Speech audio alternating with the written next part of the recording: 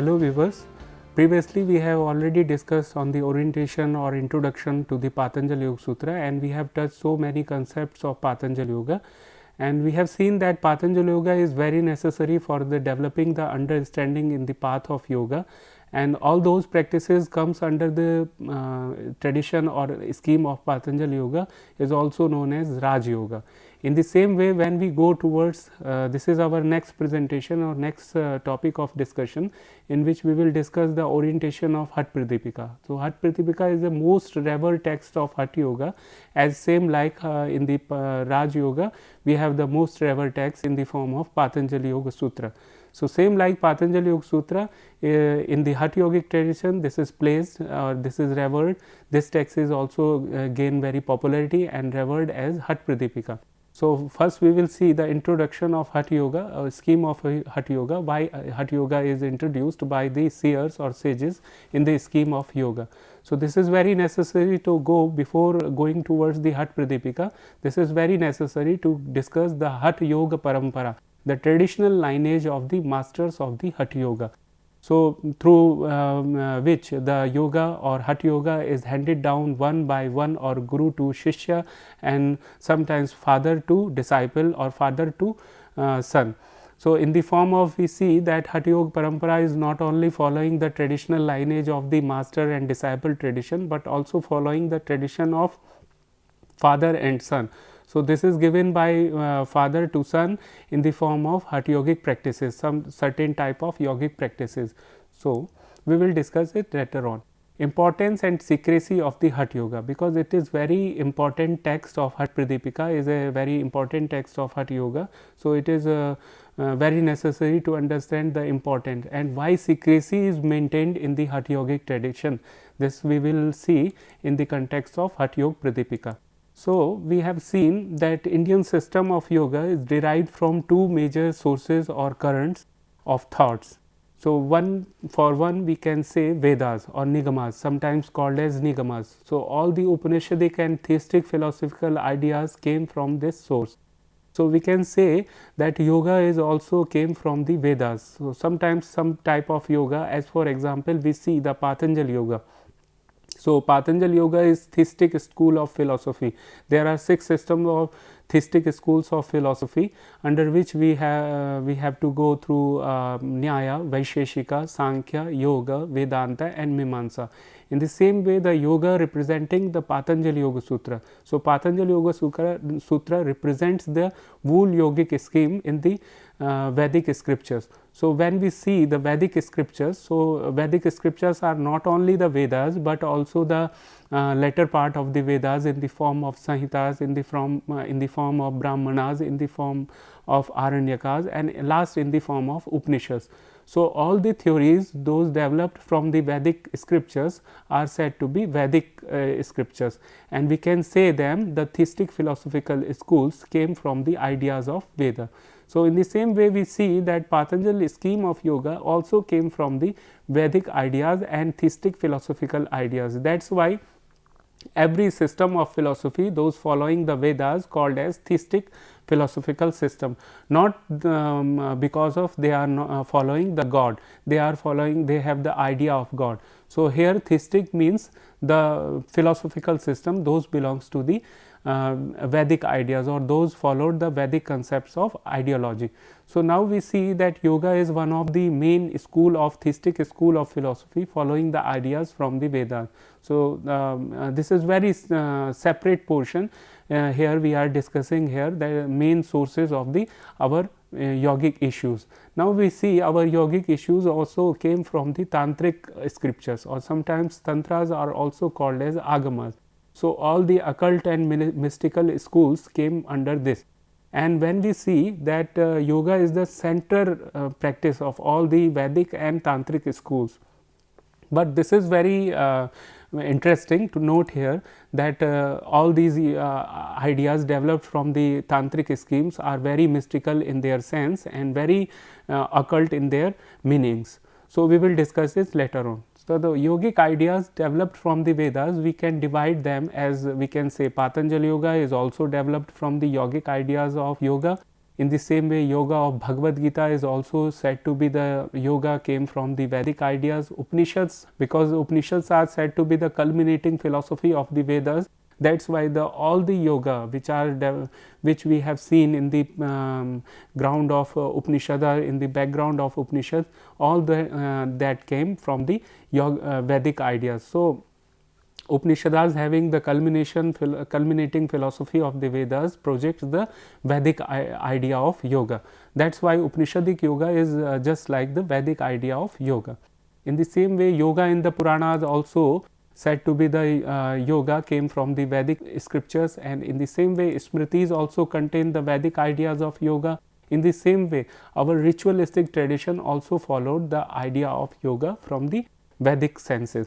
So we see that philosophical schools also having so many types of yoga, and all those yoga came from the Vedic sources, because all those scriptures has their authentic references from the Vedic sources. For example, if we see ritualistic traditions, so in our ritualistic traditions, before going towards a puja, before going towards a ritual in our daily routine, we have to meditate first, and after going towards meditation, we that meditation followed by some pranayama, some method of inhalation, exhalation and retention.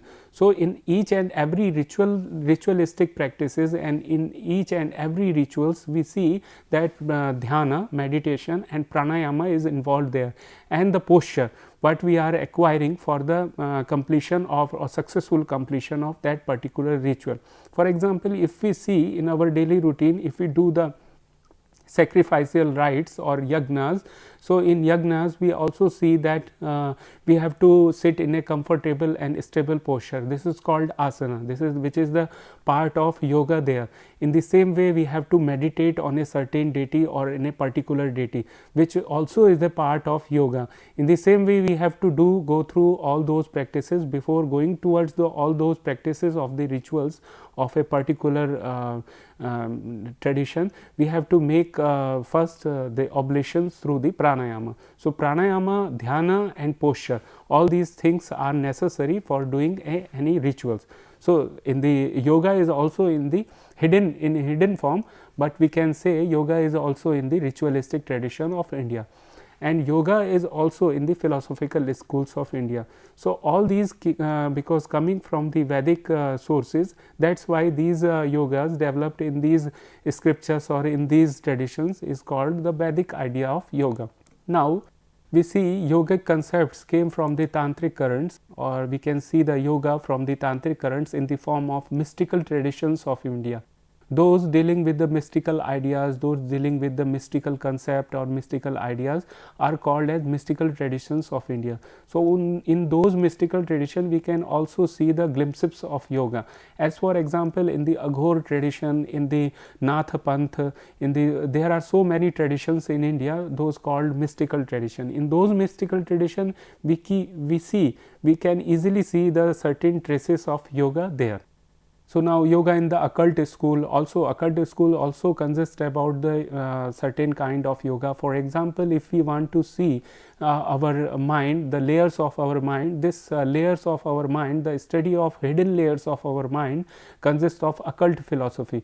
So in occult philosophy, we have to study the hidden layers of our mind, hidden concepts of our mind, even the hidden impressions in our mind. So each and every human being having so many hidden parts or so many hidden concepts, so many hidden qualities in his mind. So all these studies comes under the occult schools of philosophy. So study of mind is the necessary concept, or we can say the essential concept of occult schools of philosophy. That's why their practices comes under the yoga, and this yoga came from the tantric schools of thought. As for example, mantra yoga, mantra chanting is also a part of yoga which came from the tantric current. For example, when we chant a mantra, through chanting that mantra, we can easily concentrate, we can easily get the concentration level, and after getting the concentration level, we can do meditation. After that meditation, we can also identify ourselves with the particular deity. So this is very necessary to understand mantra yoga in the tantric scheme of yoga. So yoga of the different tantric schools. In different tantric school, for example, Shaiva, Vaishnava, Shakta, Saura, Ganapatya, Pancharatra, there are so many tantric schools in India. We cannot discuss them under one tree. We have to discuss them for the discussion of all these schools. We need a very long discussion, and in that long discussion, even nowadays we are seeing that no one book is translating or particularly given the introduction of all the tantric schools in India.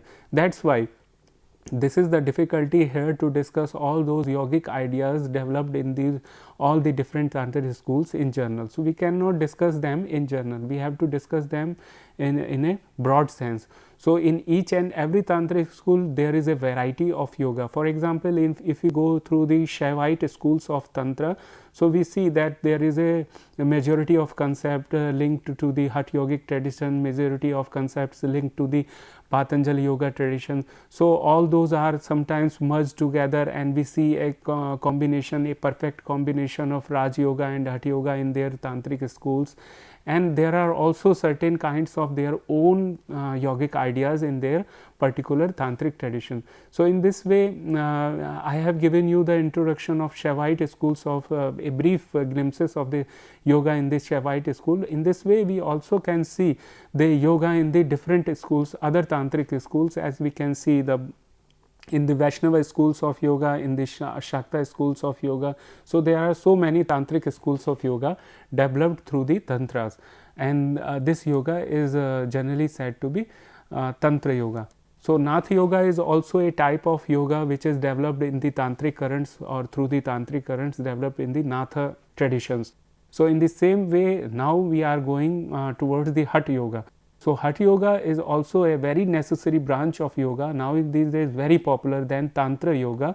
Hatha yoga is very popular, and Hatha yoga is particularly came from the tantric sources. This we can explain later on. Hence, the Hatha yoga is one of the main yogic discipline which is completely belongs to the tantric sources. How this is belongs to the tantric sources? This way we have to clarify. Historically, we see that Gorakhnatha is said to be the founder of Hatha yoga, but likewise tantric system, it was also believed to be founded by Lord Shiva himself. So actually this knowledge of Hatha yoga came in the hand of Gorakhnatha by the help of his master, that is called Matsyendranath. And the guru of Matsyendranath, master of the Matsyendranath, is said to be Lord Shiva himself. So that's why in the same scheme as we see in the tantric schools of philosophy, that all the tantric systems came from the Lord Shiva himself. In the same way, historically we have seen that the master of Gorakhnatha as Matsyendranath also got that knowledge of Hatha yoga from the Lord Shiva himself. That's why likewise the tantric system of philosophy, this system also believed that this Hatha yoga is also came from originally from the Shiva himself. So Shiva given so many exercises for the well-being or for the upliftment of well-beings, all the creatures. So seeing the benefit of all the creatures, he developed so many exercises, and he gave all those exercises, explanation of all those exercises to Matsyendranath, and Matsyendranath thus given to the all these things to the Gorakhnatha, and this tradition goes on and on through the from the Matsyendranath to Gorakhnatha. Now we see Hatha Pradipika is one of the main source book of the Hatha yoga tradition. So now we are discussing the Hatha yoga in the scheme, in the light of Hatha Yoga Pradipika. So Hatha Yoga Pradipika is said to be the main source book of Hatha yoga tradition. So we already know that Hatha yoga tradition came from the Matsyendranath to Gorakhnatha, and Swatmaram, the writer of the Hatha yoga Pradipika, is also from that lineage. He is lived in the 13th and 14th century AD, or is said to be the author of this work, and belongs to the same lineage of ancient Gorakhnatha. We don't know about exactly the lineage from the Gorakhnatha to the Swatmaram, but we have a great lineage, or there are 32 great masters which are revered by Swatmaram in his book Hat Pradipika, in the beginning of his book, and he gave oblations, he gave respect to all those 32 masters in his beginning of the Hat Pradipika. So, we can say that Swatmarama, the writer of the Hat Pradipika, also belongs to the Hat Yoga tradition led down by the Gorakhnatha. And this is verified from the beginning verses that his work was that Swatmarama belongs to the Nath tradition, because there are so many names of Nath yogis given in the beginning of his book. He started as Hat Vidya is known by Matsyendranatha and Gorakhnatha. He only had this knowledge of Hatha by their grace. So, he in the beginning of his Hat Pradipika, he already stated that he has by the grace of Matsyendranatha and Gorakhnatha, he had this type of knowledge of Hatha Yoga. So, he gave respect to his elder masters here. Now, we see in his traditional lineage, Swatmarama gives reverence to first to Adinatha, that is mean as Lord Shiva. Then from Matsyendranatha to Nardeva, he chants the holy names of his great masters in the Hat Pradipika. So, all came from Matsyendranatha to Nardeva are almost 32 masters. Those came from the Nath tradition, and this Nath tradition belongs to the particular tradition of Tantra. That is why we call this tradition belongs to the Tantric tradition. So, he chants the name of Sambharanand Bhairava, Chaurangi, Meenanath, Gorakhnath, Virupakshanath, Vileshanath, Manthananath, Kandhadinath, Korantaknath, Niranjana Kapali, and Kanira, Bhanuki. All these names, after going through all these names, we can easily understand that these names are not only for the persons who belongs to the Nath tradition, but also from the Tantric tradition or Tantric background, because the Bhairava or Kapali, these are the names or conjugation with the names easily can represent or easily can present the tantric nature of their studies or tantric nature of their practices. That is why we can easily understand that the Hatha Yoga came from the tantric lineage. After hearing all these holy names of the yogis of the Hatha lineage, one can easily understand the source of Hatha Yoga, that is from the Tantra. We already know the close connection between the Nath and Tantra cult in India, because Nath and Tantra cult in India are closely connected. So, we cannot separate them. If we say Tantric culture, so Natha culture is also absorbed in the Tantra culture in India. So, there is no need to give or to make the separation in between the Nath and Tantric currents. So, when we go towards the importance or secrecy of the Hatha Yoga, this is very necessary to understand that it is came from the sources, tantric sources, and Hat Pradipika represent the tantric scheme of yoga. Already not it is given in the text, main text of the Hat Pradipika, but after going through the text, when we see the scheme of the text, the nature of the text is fully tantric. So, that is why this is the importance of this text, that this text of Hat Pradipika represents the scheme of yoga in the tantric philosophy. Now, Hatha Yoga is very important in the path of yoga, because it gives a ground for the other higher yogic approaches. So, Hatha Yoga, in the Hatha Yoga, we see that all these yogic practices emphasize on body. So, after emphasizing on body, we have to do the advanced practices, and we can do advanced practices by the help of Hatha Yoga very easily. So, it in the expression of its importance, Hat Pradipika says that for those are continually tempered by the heat of tapas, and though three types of pains, spiritual, environmental and physical, Hatha is like the hermitage, giving protection from the heat. For those always united in yoga, Hatha is basis, acting like a tortoise. So, Hatha is like a tortoise, or giving a cover to the yogis, those are always doing yoga. For them, this is just a basis, or just a covers, just like a cover for protection. So, Hatha is act like that, and those are coming from the tapas or austerity. Hatha is also like a protecting shield for them. So, actually Hatha is the process through which the body becomes like a tortoise, so that the external form is not breeding place of the disease and disharmony, but rather a protective covering. So, if our body is free from any disease and in our body there is a disharmony, so we can do the practices very easily and our body will remain calm and harmony with the other practices. So, this is the necessary here given for the Hatha yogic practices. In order to experience a higher or purer state of existence and still maintain the body and mind in gross realm, so that the consciousness can return, we have to prepare. So, it is also very necessary to do the yogic practices of Hatha yoga, because by the help of Hatha yogic practices we can maintain our body and we can easily play with our consciousness. So, if our consciousness goes out of the body, so we can also retain our body without having any consciousness, and when the consciousness will back in our body, we can enjoy the practice of Hatha yoga there. So, Hatha yoga practice is generally not for here for the physical benefit, for the mental benefit, but for the achievement of higher yogic practices. So, it is necessary to understand Hatha yoga in this sense. The body and senses should be trained in such a way that consciousness is able to withdraw and come back again to the continual sensorial experiences. So, these are the higher practices of after the achievement of Hatha yoga. In the after getting the higher and higher achievement in Hatha yoga, we can easily do the advanced practices of the other yogic disciplines. It is also very necessary to maintain its secrecy because of its tantric nature and its subtle connection with the other higher yogic approaches. When we see it is in the subtle form, it is connected with the higher yogic approaches and perfections in us. That is why it is very necessary to maintain its secrecy. So, maintaining its secrecy is just like that, maintaining the secrecy that you have a gold plate in your hand. So, if you have a gold more gold in your hand, so you have to keep secret that gold, because if you open that knowledge, or if you open that gold for everyone, so one can snatch from your hand.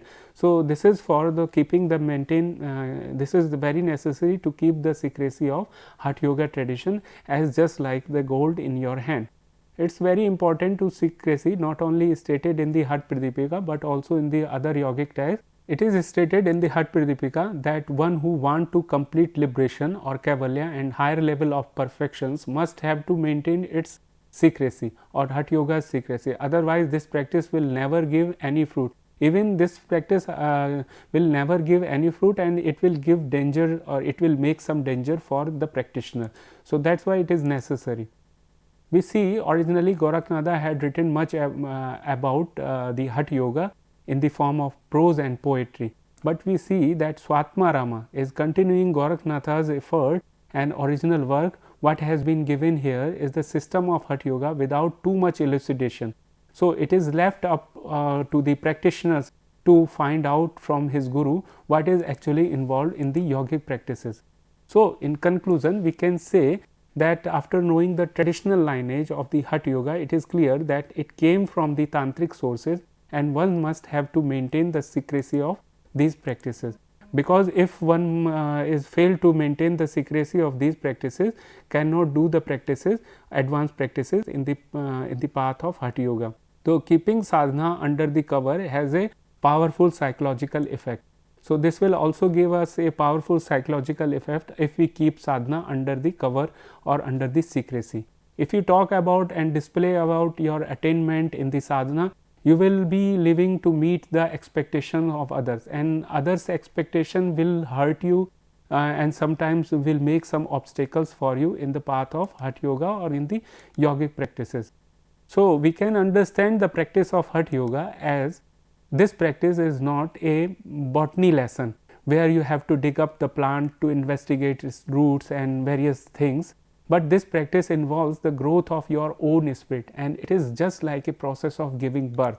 So, we can also understand in this form that when a fetus is growing in the womb, we cannot peep into the intermediate stage of its development. We have to wait for the final product. So, in the same way, that is why it is very necessary to maintain the secrecy of the practice, because in the intermediate state of our practice we cannot if we are going to open all the experiences of our practices, so this practice will become harmful for us, and all other persons those are knowing our practice practical experiences can become a part of hurdle for this practice. So, this is very necessary to go through all these practices, but without making these practices open for anyone, because if you are going under a guidance, under a competent guidance, you have to keep all these practices very secret, and this is the secrecy not only maintained in our yogic text, but also maintained in our tantric texts, as well as in the tantric study we have already know that when we go through the tantric practices are also maintaining the secrecy, and the same because Hatha Yoga, Pradipika or Hatha Yoga came from the tantric sources. That is why we have to need a secrecy to maintain the secrecy of the Hatha Yogic practices. So, this is very necessary to understand first the Hatha Yogic parampara, where it came from, and one have to maintain the secrecy of the practices under a competent